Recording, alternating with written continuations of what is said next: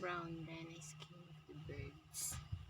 Little Brown Wren enters a competition to see who can fly highest of all the birds.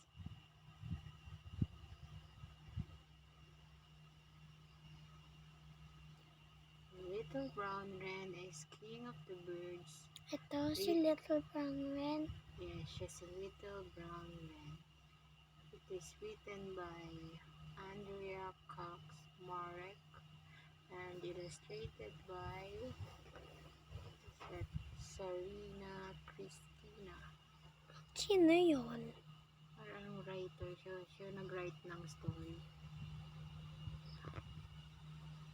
Writer and illustrator.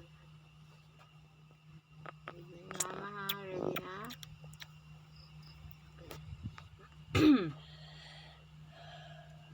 The birds all gathered together in the forest. We need a king, all told them. All the other animals have kings, so we should have a king too.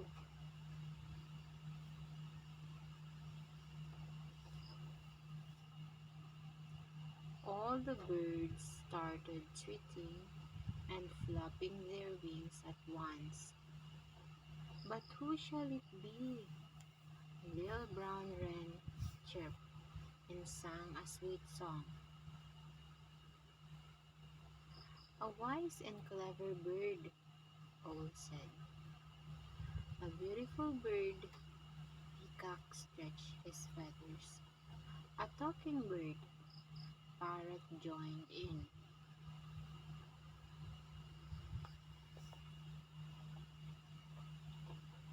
A sweet singing bird, Nightingale sang as a little song. A pecking bird, Woodpecker peck. A bird with black feathers, Raven ruffled his feathers. A bird with white feathers, Dove ruffled her feathers. But the most important thing is flying high. Eagle stretched up and looked around with his bright golden eyes. So this is the eagle. We shall have a race, and the bird who flies the highest shall be the king of all birds. Eagle flapped his wings, and after a lot of tweeting, it was agreed that the race would be the very next day. Karon sila ng race. Please? Yes. Little Wren was thinking, we are all good flyers. We are all good singers. But we all know that Eagle is so big and strong that he will win. But Little Wren wasn't quite so sure that biggest is always best.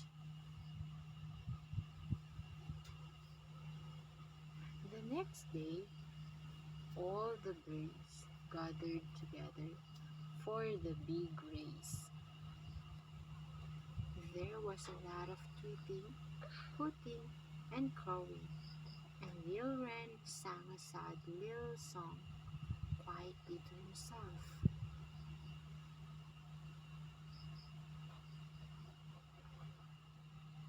All the birds lined up on the branch of the biggest tree in the forest.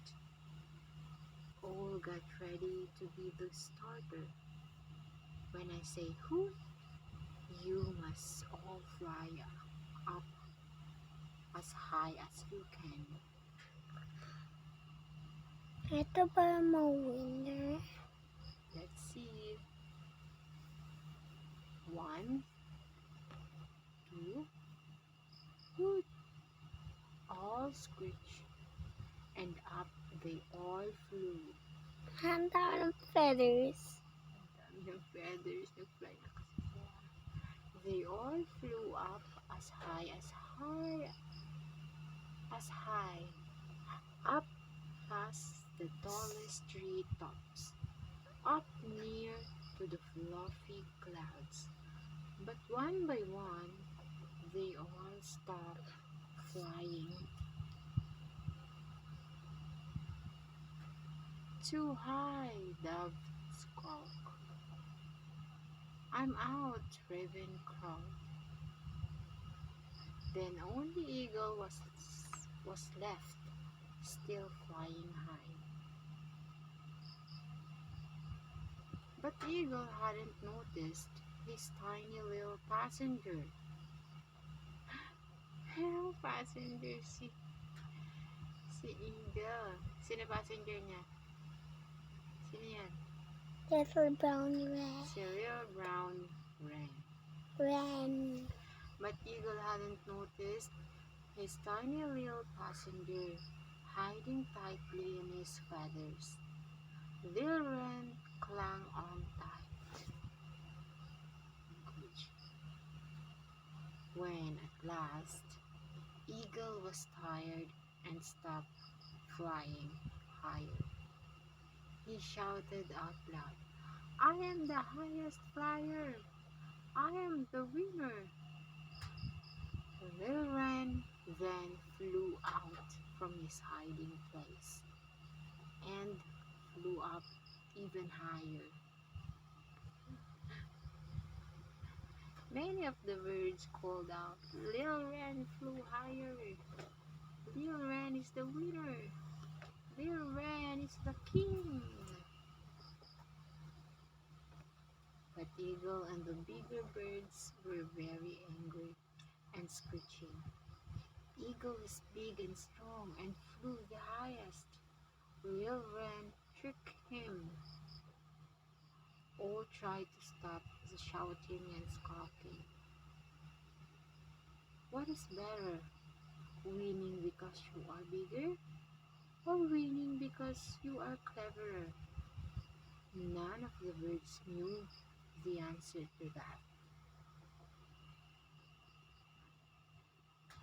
And that's the end of the story. Who won? Jeimee. Hindi po. Who won? One. Sino? Sino won? Sino winner? Little brown rat. Little Brown Wren. What do you think? Do you think it's better to win because you are bigger or because you are more clever? Why? Ah, ano daw mas maganda? Bigger or clever? Clever. Clever. Bakit maganda yung clever?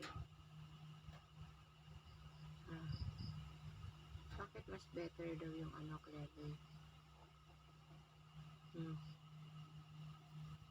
Bakit? Kasi? Kasi Ano? Dahil sila, nag-think sila, di ba? Kasi clever sila. Ayan. Yan yung long story. Little Brown Wren enters a competition. Okay, tulog na. no. No. No.